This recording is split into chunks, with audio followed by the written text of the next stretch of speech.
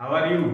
काफी सर्दी चल रही है और इस मौसम में सभी के पास बस एक ही काम बचता है, पढ़ाई का। लेकिन मैं देख रहा हूँ फिर भी वो काम नहीं कर रहा, क्योंकि कमेंट्स वगैरह में कोई चीज, किसी चीज की डिमांड ही नहीं आ रही कि किसी चीज की ये लेक्चर डालो या ये लेक्चर मत डालो या कुछ भी चीज है। बट फिर भी जितने भी पढ़ने वाले स्टूडेंट्स थे उनके कमेंट्स भी आए हैं, मैसेज भी आए हैं, वैसे भी वो कर रहे हैं। तो आज जो हम टॉपिक शुरू करने जा रहे हैं dear students, very very very important for 12th class, that is wave optics. कौन सा टॉपिक शुरू करने जा रहे हैं हम? तो हमारे जो आज टॉपिक है उस टॉपिक का नाम क्या है? Wave optics. तो सबसे पहले वेव ऑप्टिक्स में जाने से पहले कुछ थ्योरीज हैं जिनके बारे में हम पढ़ेंगे। अलग अलग साइंटिस्ट ने अलग अलग थ्योरी दी, उसमें कुछ ड्रॉबैक्स रहे, लिमिटेशंस रही, जिसके कारण से दूसरी थ्योरी एप्लीकेबल हुई। तो डियर स्टूडेंट्स बिल्कुल तैयार हो जाओ, ठीक है। अब हमारी क्लास स्टार्ट होने जा रही है। अपना पेपर और पेन उठाओ और केवल नोट्स बनाने के लिए लग जाओ।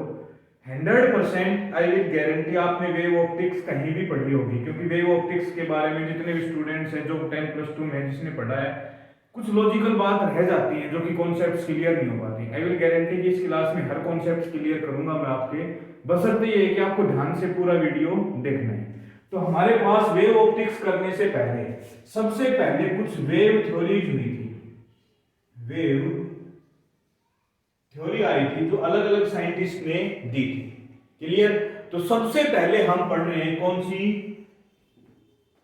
कॉर्पस्क्यूलर theory of Newton.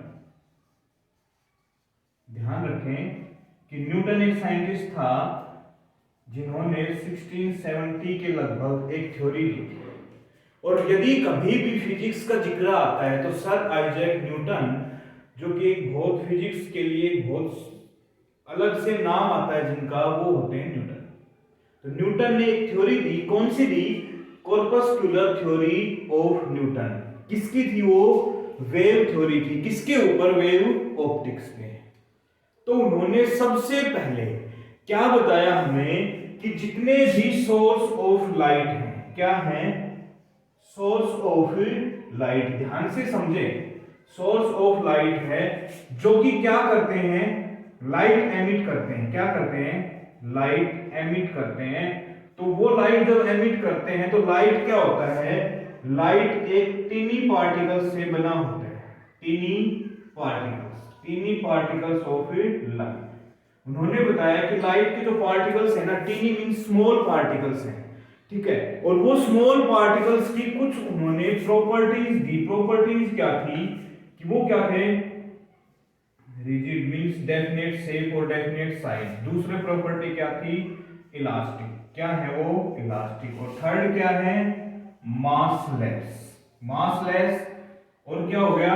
Different shape and size.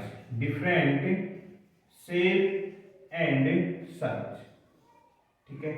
तो पहला पॉइंट ही एक्सप्लेन कर रहा हूं, धीरे से पढ़ेंगे। 2 से 3 लेक्चर में कंप्लीट वेव ऑप्टिक्स के लिए मींस वेव थ्योरी 2 लेक्चर में, प्लस उसके बाद रिफ्लेक्शन, उसके बाद इंटरफेरेंस, पोलराइजेशन, डिफ्रैक्शन, सारे के सारे टॉपिक्स पढ़ेंगे।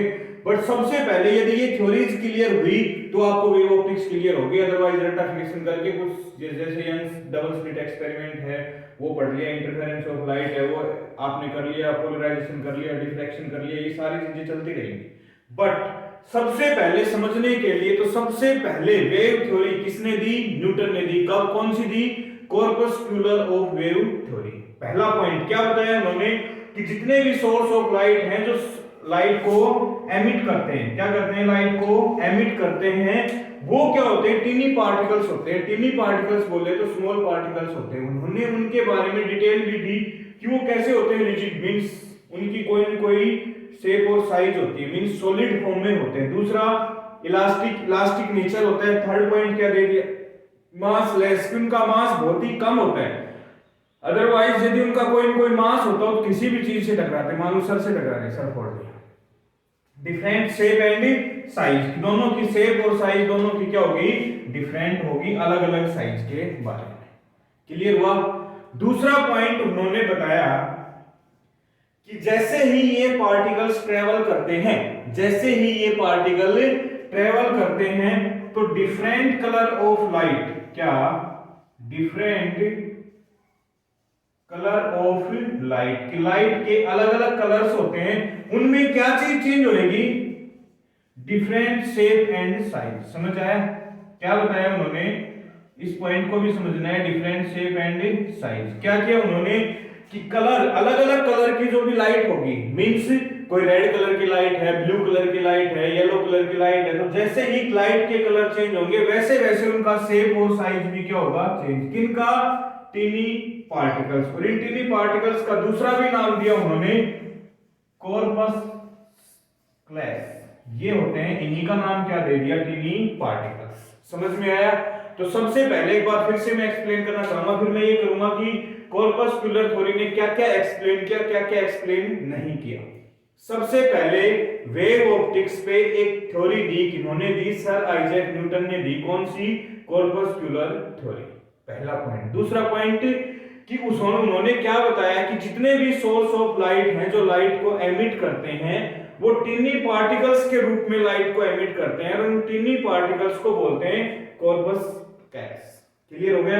अब इनकी प्रॉपर्टी भी दी, कैसे होते हैं, रिजिड होते हैं, इलास्टिक होते हैं, मासलेस होते हैं, डिफरेंट शेप और साइज के होते हैं, अलग अलग शेप और साइज के होते हैं।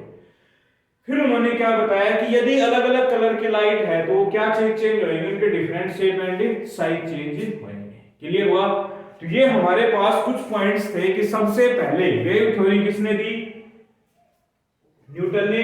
कौन सी? Corpuscular theory, source of light किसके रूप में, टिनी पार्टिकल्स के रूप में। फिर क्या थे वो, टिनी पार्टिकल्स को क्या बोलते हैं, कॉर्पस्कुलस बोलते हैं। उनकी क्या होती है, डिफरेंट शेप और साइज होती है, अलग अलग कलर की लाइट डिफरेंट शेप और साइज होती है। जल्दी से इसको आप राइट डाउन कर लेंगे, फिर उसके बाद अगले पॉइंट्स पढ़ेंगे। कर लिया? Thank you. अब जैसे ही हम इसी थ्योरी को आगे कंटिन्यू कर रहे हैं, क्या कर रहे हैं कि इस थ्योरी ने क्या क्या चीजें एक्सप्लेन की, कैन एक्सप्लेन, क्या कैन एक्सप्लेन, क्या एक्सप्लेन किया, क्या क्या चीजें एक्सप्लेन की, क्या चीजें? First, reflection of light. क्या किया? रिफ्लेक्शन को एक्सप्लेन किया। कौन सी थ्योरी ने? कॉर्पस्कुलर ने। दूसरा किसके बारे में एक्सप्लेन किया? रिफ्रैक्शन के बारे में। क्लियर? तो यहीं पे हम पहले क्लियर कर रहे हैं रिफ्लेक्शन के बारे में। क्या बताया उन्होंने? उन्होंने एक सरफेस ले लिया, क्लियर, और ये क्या ले लिया, रिफ्लेक्टिंग सरफेस। मींस ये डॉट क्या दिखा रहे हैं कि इसको हमने एक साइड से क्या कर रखा है, पेंट। अब उनकी थ्योरी के अनुसार ये टिनी पार्टिकल्स थे जो कि क्या आ रहे थे, एक रे के रूप में आए, टकराए और वापस चले गए। मींस ये इंसिडेंट पार्ट था, ये रिफ्लेक्टेड पार्ट था। क्लियर हुआ? कि उन्होंने सबसे पहले किसके बारे में क्या क्या एक्सप्लेन किया, किसने? कॉर्पस्कुलर थ्योरी ऑफ न्यूटन ने। तो क्या कैन एक्सप्लेन, क्या एक्सप्लेन किया? रिफ्लेक्शन। रिफ्लेक्शन में क्या था ये हमारे पास कि ये रिफ्लेक्टिंग सरफेस था। कोई भी रिफ्लेक्टिंग सरफेस जो ओपेक होता है उस पे इंसिडेंट पार्ट आया और ये क्या चला गया, रिफ्लेक्टेड पार्ट। क्लियर हुआ? दूसरा पार्ट उन्होंने रिफ्लेक्शन को एक्सप्लेन किया, तो इसमें क्या एक्सप्लेन किया, इसको थोड़ा सा ध्यान से समझना है कि ये हमने एक पार्ट ले लिया, मींस ये एक लाइन ली है जो कि दो सरफेसेस को अलग अलग कर रही है। मींस यहां पे हमने माना कि ये कौन सा मीडियम है, रेयर मीडियम, और ये उन्होंने क्या बताया, ये कौन सा है, डेंसर मीडियम। तो सबसे इंपॉर्टेंट और सबसे अलग बात उन्होंने क्या बताई कि द स्पीड ऑफ लाइट, यहां लिखता हूं, क्या बताया उन्होंने कि स्पीड ऑफ लाइट होती है वो डेंसर में ज्यादा होती है with respect to rare. Confuse नहीं होना है, आज हमें पता है क्योंकि उसके बाद काफी थ्योरीज आई हैं, हाइगन्स ने भी दिया था, हाइगन्स प्रिंसिपल भी आ, रिफ्लेक्शन रिफ्रैक्शन लॉज भी, सारी चीजें उन्होंने हमारे सामने प्रूफ करके दिखाई। But according to Newton, according to the corpuscular theory of Newton, that is the speed of light is maximum in denser with respect to rarer medium। Clear हुआ? अब वो चीज हम यहां क्लियर करेंगे कि उन्होंने कैसे बताया कि इस रिफ्लेक्शन को करने से पहले मैं ये चीज क्लियर कर रहा हूं। उन्होंने बताया कि कोई भी रे है यहां से आ रही है, ये रेयर मीडियम और ये कौन सा था, denser medium. And we all know कि the particles of denser medium are very close to each other with respect to rare medium. Clear हुआ कि हम जानते हैं कि जो डेंसर मीडियम में पार्टिकल्स है ना वो क्लोज होते हैं with respect to rare medium, means वो थोड़े नजदीक नजदीक होते हैं, वो क्या होते हैं थोड़े दूर दूर। तो उन्होंने क्या बताया कि जितने भी पार्टिकल्स हैं किसके डेंसर मीडियम के, apply a force of attraction on the corpuscles that are teeny particles of light। समझ में आया? उन्होंने क्या कहा कि ये जो टीनी पार्टिकल्स है ना लाइट के, जो ये दिख रहे हैं, समझ रहे होंगे, जिनको हमने कॉर्पस्कल्स बोला था, इनके ऊपर फोर्स ऑफ अट्रैक्शन लगाते हैं कौन से, particle of denser medium, so the speed of light increase. समझ में आया? एक बार फिर से बता रहा हूं आपको, हिंदी में समझो कि जितने भी ये कॉर्पस्कल्स थे या टीनी पार्टिकल्स ऑफ लाइट, उनके ऊपर फोर्स ऑफ अट्रैक्शन लगाता है। कौन लगाता है? कौन लगा रहा है? The particles of medium. और द पार्टिकल्स ऑफ मीडियम है ना वो डेंसर में क्लोज होते हैं, ज्यादा होते हैं, रेयर में क्या होते हैं, कम होते हैं। जैसे उन्होंने बताया कि ये कोई भी पार्टिकल है, इसके ऊपर फोर्स लगा रहा है, हर तरफ से ये क्या लग रहे हैं, अलग अलग फोर्स लग रहे हैं। और कौन सा फोर्स लग रहा है? ये अट्रैक्टिव फोर्स। कौन सा लग रहा है? Attractive force. और ये अट्रैक्टिव फोर्स कौन अप्लाई कर रहा है? The particle of denser medium. Clear हुआ कि particle of denser medium attractive force लगा रहे हैं किसके ऊपर? कॉर्पस्कल्स के ऊपर। और ये कॉर्पस्कल्स क्या होते हैं? The tiny particles of light. Is it clear? अब यहां पे आते हैं कि ये बात क्लियर हो गई होगी कि डेंसर में ज्यादा और रेयर में कम क्या था। इसके पीछे न्यूटन ने क्या एक्सप्लेनेशन दी थी? वो ये एक्सप्लेनेशन दी थी जो मैंने अभी बताई है। ध्यान रखें, ये एक्सप्लेनेशन आपने बुक में पढ़ी होगी या फिर अलग अलग स्कूल्स में या फिर क्लासेस में लेक्चर चल रहे होंगे, बट आई विल गारंटी कि यदि वेव ऑप्टिक्स को बिल्कुल जितना क्लियर मैं करूंगा, जितना एक्सप्लेन करके बता रहा हूं, शायद ही कोई बता रहा होगा। मैं ये तो नहीं कहता कि मेरे ज्यादा कोई नहीं कर रहा, लेकिन मैं ये कह रहा हूं मेरी क्लास में यदि you are 100% in my 100% mindly present in the class, then you are 100% learn about the wave optics and also the wave theories of wave optics। means wave optics के ऊपर कितनी वेव थ्योरी दी या फिर corpuscular के बारे में, तो हमने ये चीज क्लियर कर दी कि टिनी पार्टिकल्स जो कॉर्पस्कल्स होते हैं उनके ऊपर अट्रैक्टिव फोर्स लगाते हैं the particle of denser medium. यहां पे आया। अब उन्होंने सेम एज इट इज बात की कि कोई भी इंसिडेंट रे आ रही है in the form of denser tiny particles that are called corpuscles. ये आई, यहां पे हमने एक पार्ट ड्रॉ कर दिया, क्या? नॉर्मल। क्लियर हुआ? अब जैसे ये पार्ट यहां पे पहुंचते ही इनके ऊपर अट्रैक्टिव फोर्स लगाते हैं किसके पार्टिकल्स? ये डेंसर के पार्टिकल्स हैं, अलग अलग हर जगह प्रेजेंट होते हैं। जैसे ये पार्टिकल्स दिखा रहे हो, इट मींस क्या है? ये डेंसर। और ये क्या है? रेयर। उसमें दूर दूर होते हैं। सेम एज इट इज इनके ऊपर फोर्स लगाते हैं, जैसे इनको जाना था ऐसे सीधे, बट ये थोड़ा सा चेंज हो गई, इधर से आए, and this is called refraction of light according to corpuscular theory of Newton. Clear हुआ कि न्यूटन ने क्या क्या चीजें एक्सप्लेन की? रिफ्लेक्शन किया जो मैंने अभी यहां पे समझाया है, दूसरा क्या किया? रिफ्रैक्शन किया जो कि अभी हमने यहां पे किया है। क्लियर हो गया? अब नेक्स्ट पार्ट में जिसने भी नहीं किया है 100% ध्यान रखें कि न्यूटन ने हमें क्या बताया था कि स्पीड ऑफ लाइट डेंसर में ज्यादा होती है विद रिस्पेक्ट टू रेयर। क्यों होती है वो चीज मैंने यहाँ पे एक्सप्लेन की है कि क्या लॉजिक्स लगा के उन्होंने हमें बताया था, और उसी लॉजिक के थ्रू कहां पे हुआ, उन्होंने रिफ्रैक्शन को प्रूव किया। तो डियर स्टूडेंट, जल्द से आप इसको नोट करेंगे, फिर हम आगे चलेंगे। कर लिया? नेक्स्ट पार्ट आता है, कर लिया होगा एक्सप्लेन? रब करता हूं मैं।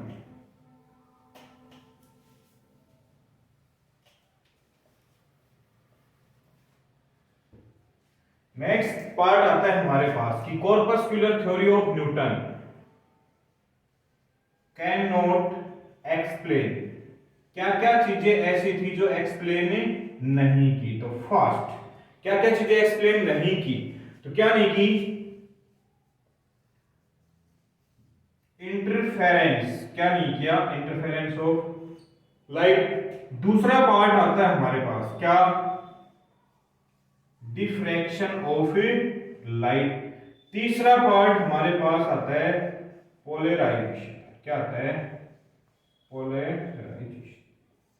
तो यदि मैं कहूं क्या क्या चीज एक्सप्लेन नहीं की, तो जो वेव पार्ट था ऑप्टिक्स का वही चीज एक्सप्लेन नहीं की। वेव पार्ट की बात करें तो इंटरफेरेंस ऑफ लाइट, दूसरा क्या था? डिफ्लेक्शन ऑफ लाइट, और तीसरा क्या था? Polarisation of light. तो यहाँ पे हमारी कॉर्पस्कुलर थ्योरी है ना वो समाप्त होती है। तो सबसे पहले एक बार फिर से ब्रीफली मैं पूरी थ्योरी के बारे में बता रहा हूं, जिसने भी ध्यान नहीं दिया जस्ट इस 1 मिनट में ध्यान दोगे तो भी बहुत चीजें क्लियर होंगी। सबसे पहले the first theory is corpuscular theory of Newton. किसके ऊपर? वेव ऑप्टिक्स के ऊपर। तो क्या क्या बताया उन्होंने? सबसे पहले बताया कि लाइट के जितने भी सोर्सेज हैं, वो जो भी लाइट एमिट कर रहे हैं वो किसके रूप में कर रहे हैं? टिनी पार्टिकल्स के रूप में। टिनी पार्टिकल्स की मैं बात करूं तो उन्होंने उनको क्या नाम दिया? कॉर्पस्कल्स। उन्होंने क्या प्रॉपर्टी दी? रिजिड होते हैं, इलास्टिक होते हैं, मासलेस होते हैं, डिफरेंट शेप एंड साइज के होते हैं। फिर उन्होंने हमें किसके बारे में बताया? रिफ्लेक्शन के बारे में हमने बताया, रिफ्लेक्शन के बारे में। लेकिन जैसे ही रिफ्लेक्शन का जिक्र हुआ तो उन्होंने एक चीज अलग से बताई। क्या? कि the speed of light is maximum in denser medium with respect to rare medium. वो उन्होंने किसके आधार पे बताई? वो चीज मैंने यहाँ पे एक्सप्लेन की थी, याद हो तो। उसके बाद कि इस कॉर्पस्कुलर थ्योरी क्या क्या एक्सप्लेन नहीं करती थी? इंटरफेरेंस के बारे में उन्होंने नहीं बताया, ना ही उन्होंने डिफ्लेक्शन के बारे में बताया, ना ही पोलराइजेशन के बारे में बताया। तो यदि मैं बात करूं तो उन्होंने तीनों के बारे में ही नहीं बताया। इसी लेक्चर में कंटिन्यू हम कर रहे हैं एक थ्योरी और, जो कि आपको समझने में आसानी रहेगी। कौन सी थ्योरी हमारे पास? वो Huygens wave theory of Huygens. यदि मैं बात करूं इस वर्ड की तो इसकी प्रोनाउंसिएशन अलग अलग होती है। HUY हो, क्या होती है? हो। और ये होती जी होता है, ये थोड़ा सा और अंदर से हंस प्रिंसिपल। बट जैसे भी आप इसको प्रोनाउंसिएट करते हैं वैसे ही कर सकते हैं। हाइगन्स भी बोलते हैं, हाइजन्स भी बोलते हैं, जो भी है। बट हाइगन्स ने एक थ्योरी दी कि सबसे पहले उन्होंने एक चीज बता दी, और वो चीज क्या बताई? कि लाइट, लिख देता हूं यहां पे, light is a mechanical wave. Light is a mechanical wave. Clear? जैसे ये लाइट बताई कि light is a mechanical wave, तो यहां पे साइन ऑफ इंटरोगेशन लग गया। किसके ऊपर? इस मैकेनिकल पार्ट के ऊपर। उन्होंने सबसे पहला पॉइंट यही बताया कि light is a mechanical wave. तो सबसे पहला क्वेश्चन हो गया कि जितनी भी मैकेनिकल वेव होती हैं, needs a medium for travelling, medium for travelling. की जब भी जो भी मैकेनिकल वेव होती है उनको मीडियम की जरूरत पड़ती है चलने के लिए। Light is a mechanical wave and light needs, mechanical wave needs a medium for travelling. तो इस थ्योरी को, इस पार्ट को प्रूव करने के लिए हाइगन्स ने एक और थ्योरी बताई, जिसको हम क्या बोलते हैं? Ether theory. ध्यान रहे, ईथर थ्योरी। कई क्लासेस के अंदर टीचर्स क्या बताते हैं कि ईथर एक मीडियम है, ये है, वो है, क्लियर है, बट उसको गोल करके बता देते हैं, पूर्ण रूप से एक्सप्लेन नहीं करे। मैं एक्सप्लेन कर रहा हूं कि हाइगन्स ने सबसे पहले बताया कि जो हमारी लाइट है वो क्या है? एक मैकेनिकल वेव है। और मैकेनिकल वेव है तो यहीं से क्वेश्चन आ गया कि लाइट को चलने के लिए मीडियम की आवश्यकता होती है। तो उन्होंने मीडियम को क्लियर करने के लिए एक ईथर थ्योरी दिया। फिर दूसरा क्वेश्चन क्या बताया कि ये हमारे पास क्या ले ली? सन, और ये क्या हो गई हमारे पास? अर्थ। क्वेश्चन क्या था कि सन रेज अर्थ तक कैसे पहुंचती हैं? क्योंकि मैकेनिकल वेव है और उसको मीडियम की जरूरत होती है, और अर्थ से और सन के बीच में तो काफी जगह तक वैक्यूम है, कोई मीडियम ही नहीं है। तो उन्होंने क्या बताई? एक ईथर थ्योरी बताई। क्या बताया? कि ईथर एक मीडियम है, it is a medium of highly elastic and less density। यदि इन दोनों वर्ड्स को उठाएं कि क्या होती है कि इलास्टिसिटी क्या होता है? Maximum elasticity. और क्या होता है? और इसी मीडियम को उन्होंने क्या नाम दे दिया, ईथर। क्या नाम दे दिया, इट इज कॉल्ड ईथर। इसी मीडियम को क्या नाम दे दिया, ईथर। क्या, जो इलास्टिसिटी उसकी बहुत ही ज्यादा है और लेस डेंसिटी मींस उसकी डेंसिटी क्या है, बहुत ही कम, और उसी मीडियम को उन्होंने क्या नाम दे दिया, ईथर। समझ में आया? क्या बताया उन्होंने, इस चीज को प्रूव करने के लिए कि मीडियम की आवश्यकता होती है, बट वहां पे सन से और अर्थ तक रेज आ रही है, उसके बीच में वैक्यूम होता है, फिर भी रेज अर्थ तक आ रही है, कैसे?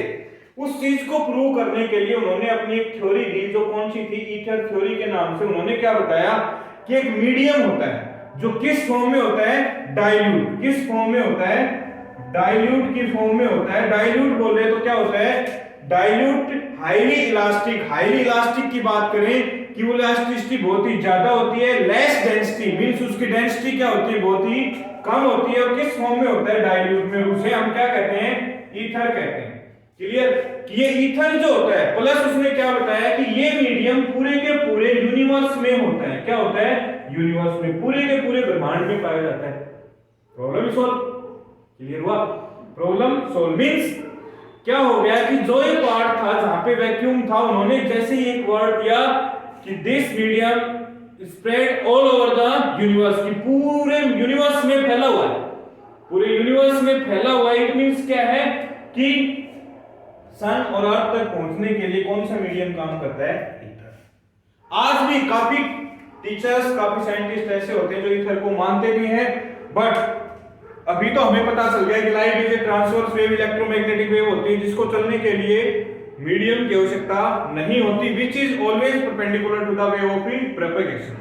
तो डियर स्टूडेंट, दूसरी थ्योरी जिसने दी थी, वेव थ्योरी दी थी किसने, हाइगन्स ने, जिसकी डेट लेकर लगभग 1678 थी। क्लियर? और उसने क्या बताया कि सबसे पहले light is a mechanical wave, पहला पार्ट। दूसरा पॉइंट वहीं से क्वेश्चन लग गया कि needs a medium for travelling. फिर उन्होंने किसकी थ्योरी दी, ईथर थ्योरी। ईथर थ्योरी क्या बताया कि ईथर एक मीडियम होता है जो पूरे के पूरे यूनिवर्स में होता है, जो हाईली इलास्टिक और लेस डेंसिटी, और एक रिलेशन भी दिया कि if v is the velocity then under the root elasticity and rho। Clear? यहां पे देखें तो वेलोसिटी ऑफ v क्या ले लिया हमने, वेलोसिटी ऑफ लाइट। क्या लिया, वेलोसिटी ऑफ लाइट। ई क्या लिया, इलास्टिसिटी। क्या लिया, elasticity. And rho it is the density. तो उन्होंने पहले ही बता दिया, लेस डेंसिटी मींस डेंसिटी क्या बता दी, बहुत ही कम।